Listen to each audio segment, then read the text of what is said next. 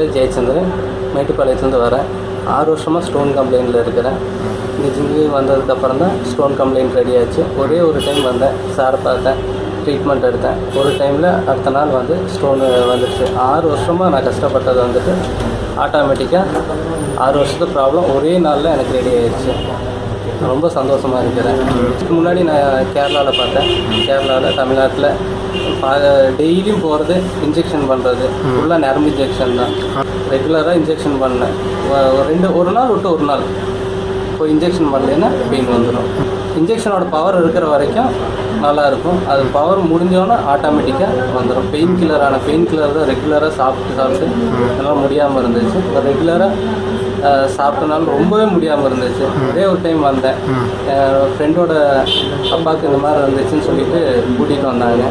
அவருக்கு ஒரே நாள் ரெடி ஆகிடுச்சு. அதே மாதிரி நானும் வந்தேன், எனக்கு ஒரே நாளில் ரெடி ஆகிடுச்சு.